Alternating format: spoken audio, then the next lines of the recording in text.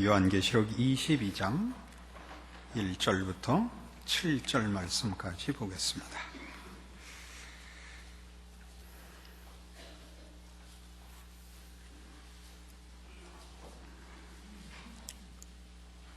요한계시록 22장 1절입니다. 또 저가 수정같이 맑은 생명수의 강을 내게 보이니 하나님과 및 어린 양의 보좌로부터 나서 길 가운데로 흐르더라. 강 좌우에 생명나무가 있어 12가지 실과를 맺히되 달마다 그 실과를 맺히고 그 나무 잎사귀들은 만국을 소송하기 위하여 있더라. 다시 저주가 없으며 하나님과 그 어린 양의 보좌가 그 가운데 있으리니 그의 종들이 그를 섬기며 그의 얼굴을 볼 터이요 그의 이름도 저희 이마에 있으리라. 다시 밤이 없겠고 등불과 햇빛이 쓸데없으니 이는 주 하나님이 저에게 비추심이라. 저희가 세세토록 왕노릇 하리로다. 또 그가 내게 말하기를 이 말은 신실하고 참된지라. 주 곧 선지자들의 영의 하나님이 그의 종들에게 결코 속히 될 일을 보이시려고 그의 천사를 보내셨도다. 보라, 내가 속히 오리니 이 책의 예언의 말씀을 지키는 자가 복이 있으리라 하더라. 이렇게 해서 이제 계시록이 끝이 납니다. 그 뒤에는 이제 이 환상과 계시를 보고 기록한 이제 사도 요한의 그 후기가 짤막하게 기록되어서 계시록을 마칩니다. 그러니까 이 마지막 장면은 새 예루살렘을 하나님의 백성들을 중심으로 이제 묘사를 했죠. 21장에서는. 그러나 여기는 이제 그 하나님의 백성들이 거하는 장소에 초점을 맞추고 있습니다.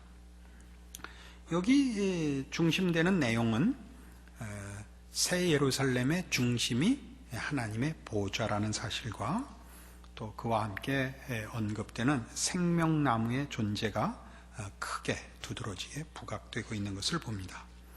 이 하나님의 보좌는 더 이상 하나님의 것만이 아니고 어린 양의 것이며 생명수가 흘러나는 원천이며 다시는 저주가 없는 이유가 되기도 합니다. 그러니까 지금은 하늘 보좌와 우리가 이렇게 멀리 떨어져 있고 그 은혜와 복을 입는 데에 여러 가지 아직 시간적인 제약과 장소적인 제약을 받지만 그 천국에서는 그렇지 않다 하는 것입니다.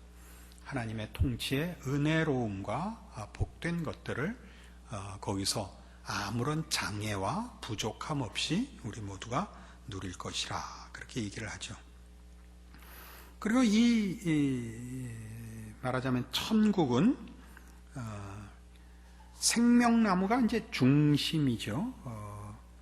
2절에 보시는 바와 같이 길 가운데로 흐르더라. 강 좌우에 생명나무가 있어 12가지 실과를 맺힙니다. 누구나 소송함을 얻습니다. 그 나무 잎사귀들은 만국을 소송하기 위하여 있습니다. 그러니까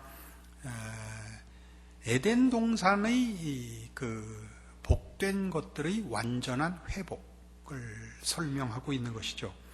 하나님께서 첫 창조에서 목적하시고 그렇게 만드셨던, 그래서 하나님의 백성들이 마땅히 누려야 했던 그 모든 복들이 충만히 풍성히 그 시행되고 결실되는 장소로서 이렇게 소개되고 있습니다. 하나님의 백성들은 여기서 하나님과 어린 양을 온전히 섬깁니다. 이 3절 이하가 그겁니다. 다시 저주가 없으며 하나님과 그 어린 양의 보좌가 그 가운데 있으리니 그의 종들이 그를 섬길 것입니다. 그의 얼굴을 보며 그의 이름도 저희 이마에 있을 것입니다. 그리고 다시 밤이 없겠고 등불과 햇빛이 쓸데없으니 이는 주 하나님이 저에게 비추심이라. 저희가 세세토록 왕노릇 하리로다 해서 그 에덴을 만드시고 거기 사람을 두사 복받고 그 기쁘게 살게 하신 하나님께서 허락했던 인간의 그 위치, 복된 자리들에 대한 회복이 약속되어 있고 실현된 것을 봅니다. 예배와 감사가 있고 거기 왕 노릇하는 제사장으로서의 우리 하나님이 만드신 그의 형상으로 만드신 모든 인간들의 참다운 모습의 회복이 그려져 있습니다. 그러니까 우리는 이제 그 앞장에서 본 바와 같이 약속된 천국 새 예루살렘이 어떻게 복된가 하는 것들이 여러 가지 보석들로 묘사된 것도 보았습니다. 그리고 거기에 우리 모두가 어린 양의 신부로 거기에 가는 것도 확인했습니다. 그리고 거기는 더 이상 부정적인 것, 우리를 해하고 상하게 할 것이 없는 것이며 하나님의 통치와 복주심이 온전히 완벽하게 풍성하게 시행되는 것임을 보았습니다. 이런 모든 계시록의 기록의 교훈들은 그러면 이제 계시록 전체를 우리가 마치면서 중요한 사상으로 몇 가지 결론을 내야 하겠습니다. 이 나라는 분명히 이 세상 나라와 다릅니다. 이 세상은 말하자면 죄성을 가지고 있고 사람들이 각각 왕이 되려 하고 있고 그 왕이 되기 위하여 남을 해치는, 즉 죄가 관영한 세상입니다. 죄가 왕 노릇하는 세상입니다. 그래야 우리로 하여금 참다운 진리와 구원과 거룩을 추구하지 못하고 이루지 못하도록 유혹하며 시험하며 핍박하며 방해하는 것입니다. 우리 바벨론으로 대표된 이 세상의 추구가 물질적이며 쾌락적이며 자기중심적이며 하나님과 외면하고 있는 분리된 삶인 것을 확인했습니다. 그러므로 모든 성도들을 향하여 이 계시록이 주장하는 것은 우리가 갈 곳이 어디며 거기에서는 무엇이 가치가 있고 보상을 받는 것이고 그리고 이루어지는 것인가를 기억하여 그 나라를 준비하는 자로서 이 땅에 사는 동안 어디에 힘을 써야 하는가라고 묻고 있는 것입니다.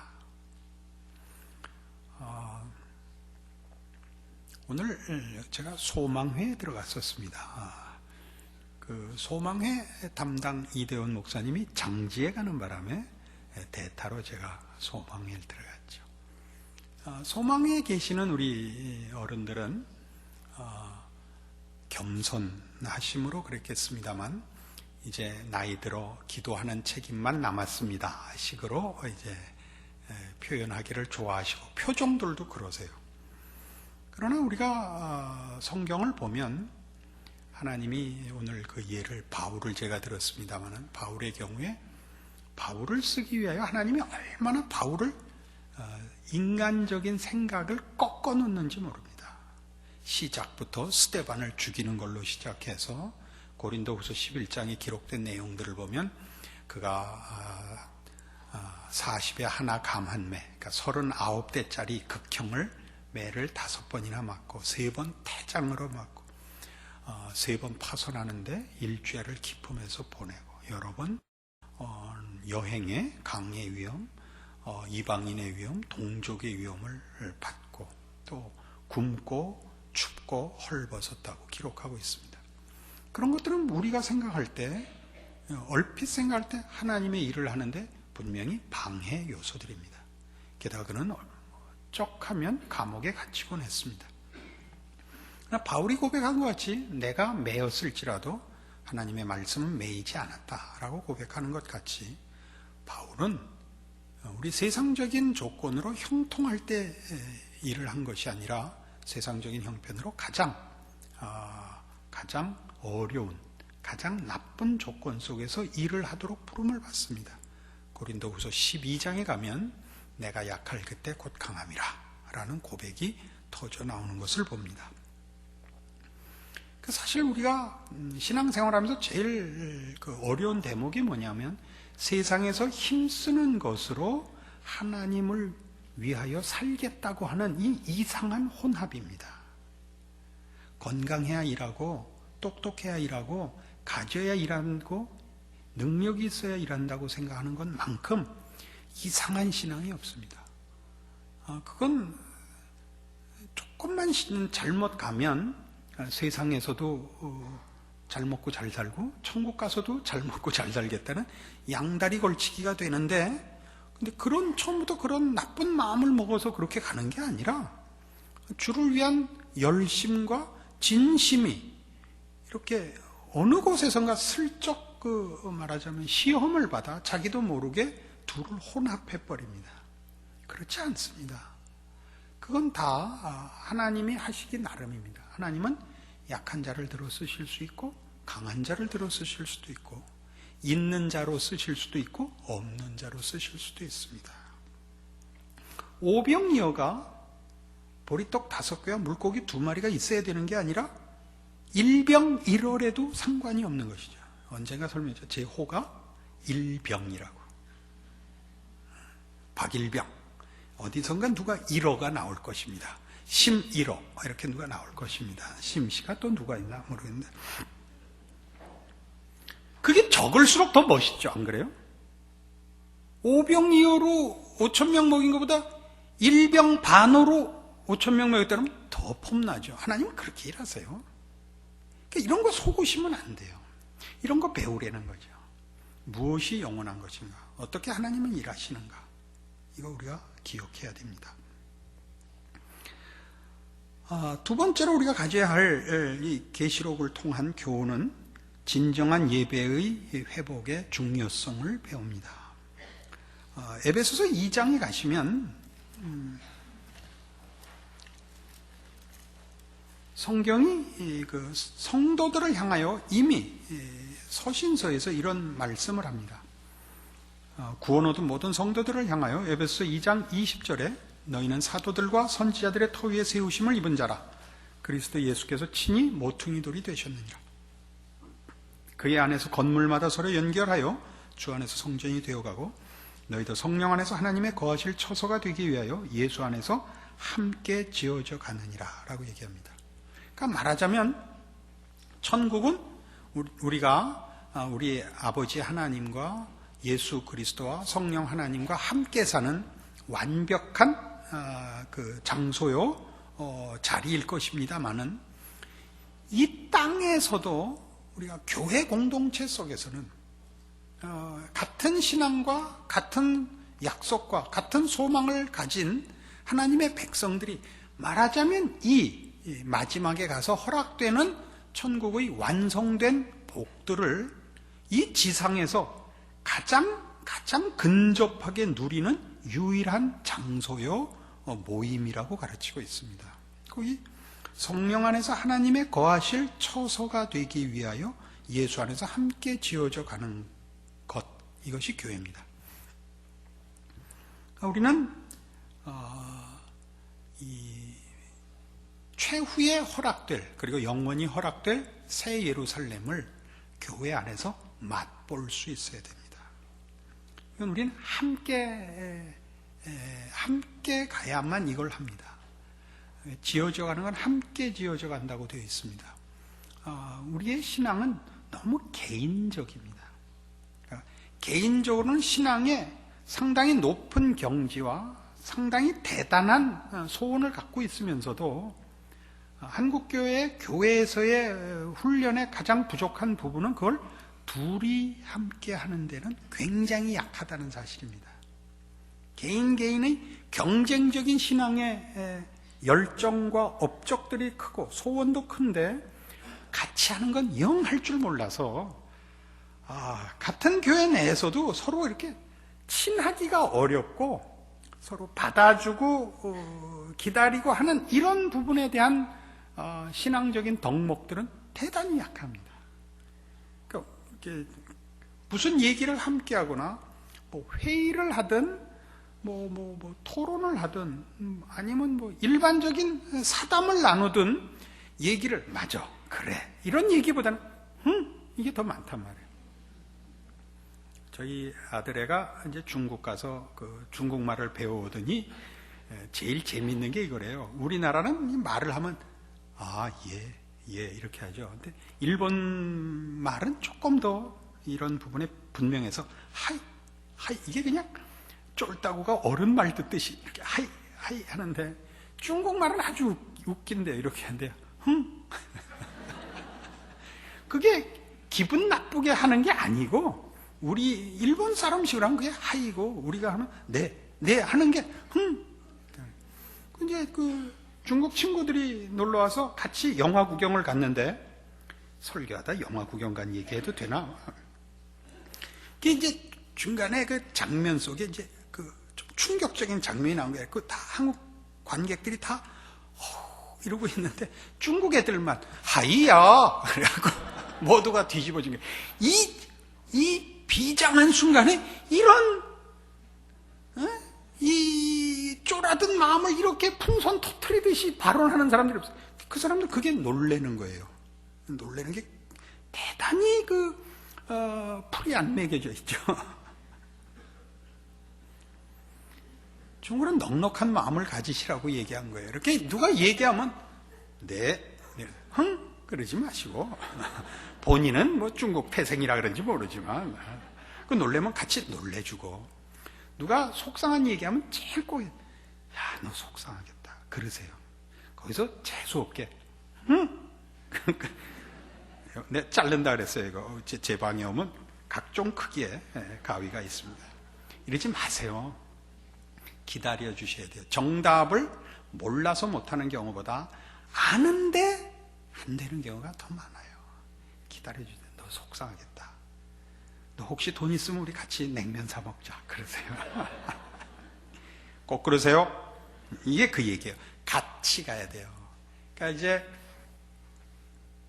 그 성경에서 가장 신비한 것 중에 하나가 함께 가는 걸 그렇게 요구한다는 사실입니다.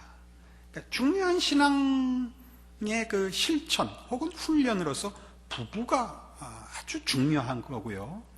하나님께서 우리를 당신의 형상으로 만들었다는 것도 그런 관계성 속에서 그 형상이라는 것에 우리가 내용을 엿보고 있거든요. 아주 신비로운 부분입니다. 그래서 세 번째로 우리가 기억해야 할 것은 이 교회 안에서의 신앙훈련의 중요성입니다. 교회는 다만 동호인의 모임이 아닙니다. 취미생활도 아니고 같은 뜻을 가진 자의 모임 정도가 아니라 훈련하기 위해서 온 것입니다. 연습하고 신앙인으로서 살기 위하여 우리가 모여 있는 것입니다. 그러니까 우리 계시록에 보면 이기는 자는 이라는 표현이 이렇게 나오죠. 이기는 자는 로마서 12장에 가시면 그 사도 바울이 로마서에서 쭉 복음의 귀한 내용들을 다 설명한 후에 결론을 이렇게 내요. 로마서의 실제적인 결론은 이거거든요. 12장 1절 신약성경 256페이지 그러므로거든요. 그러므로 형제들아 내가 하나님의 모든 자비하심으로 너희를 권하노니 너희 몸을 하나님이 기뻐하시는 거룩한 산제사로 드리라. 이는 너희의 드릴 영적 예배니라. 이게 한국 교회에서는요 신앙 고백이 어떻게 됐냐면 목숨을 건 걸로 됐어요. 그건 분명히 좋은 필요하고 아주 대단한 것입니다. 예수 믿으면 난 목숨을 건다. 난 죽어도 천당 간다. 예수 천당으로 대변되는 그런 신앙을 가졌었죠. 예수를 믿으면 죽어도 천당 간다. 예수를 믿는 문제에 대해서 시비를 건다면 난 죽여도 좋다라는 결사적인 신앙관을 가졌습니다. 그러나 그 위기 때는 그게 말이 되지만 평화기에는 뭐가 말이 안 됐냐면 예수는 믿어서 믿기 전하고 달라져야 되는 거거든요. 예수를 믿어서 거룩해져야 되는 거거든요. 주를 닮아가야 되는데 이런 것들이 일로는 한국교회에 많이 실천이 됐고 업적도 많지만 개인의 변화라는 차원에서는 굉장히 한국교회는 미약합니다. 그러니까 일은 잘하고 사람은 훌륭하지 않은 신자를 굉장히 많이 낳았습니다. 우리 모두가 이 하나님의 사람으로 사는 일에 있어서 교회 안에서 그 연습과 훈련을 도모하며 서로가 서로에게 심판자가 아니라 동료로서 서로를 도와야 되고 나아져 가야 된다는 것을 서로가 서로에게 확인해야 옳습니다. 한국교회는 그 부분이 너무 약해서 신앙적인 부분을 점검하는 일을 거의 포기하고 있습니다. 제일 안타까운 것은 서로가 서로를 존경하지 않게 되는 겁니다. 그렇게 안 돼야 됩니다. 물론 우리가 완벽할 수 없고 모두에게 단점이 있습니다. 그러나 노력하고 있다면 용서해 줘야 되는데 노력하고 있지 않으면 용서를 할 수가 없습니다. 포기하고 있는 것이 아니라 당연시해서는 안 됩니다. 이런 일들을 우리가 이 계시록을 어느 성경을 보거나 사실은 지적받는 것이지만 계시록에서 보는 최후의 우리의 운명과 우리의 자리와 하나님의 절대 포기하시지 않을 뜻을 확인한다면 우리는 이런 일들에 대하여 각성해야 할 것입니다. 그것이 이 글을 기록한 사도 요한이 애끓는 마음으로 우리에게 하는 증언이요, 하나님이 이 사실을 우리에게 가르치셔서 우리로 하여금 이 세상을 살 때나 마지막에 하나님 존전에 섰을 때 복되고 자랑스러운 하나님의 백성이기를 바라는 하나님의 뜻이라는 사실을 잊지 마시고 우리의 인생을 신자답게 사는 일에 우리 모두 교회 안에서, 주 안에서 같은 믿음과 소망과 교회에서 서로가 서로에게 도움이 되고 격려가 되고 이끌어주고 편이라는 사실을 확인하는 이 신자된 자랑을 누리는 여러분 모두가 되기를 원합니다. 기도하십시다. 하나님 아버지 은혜를 감사합니다. 우리의 결국을 보았습니다. 하나님께서 그 아들을 보내셨을 때 이미 확정되었듯이 하나님의 처음이요 마지막이신 그 유일하신 주권과 선하심과 은혜로우심과 자비하심이 우리를 우리 죄에서 구하셨듯이 또한 우리를 하나님의 복되고 영광스러운 나라에 앉히고 영원토록 아버지와 함께 살게 하실 줄 믿습니다. 그러므로 이제 그 목적지를 향하여 발을 디뎠고 믿고 소망케 하신 우리의 구원이 오늘이라는 하루 동안 나에게 책임 있게 작용되어야 함을 확인합니다.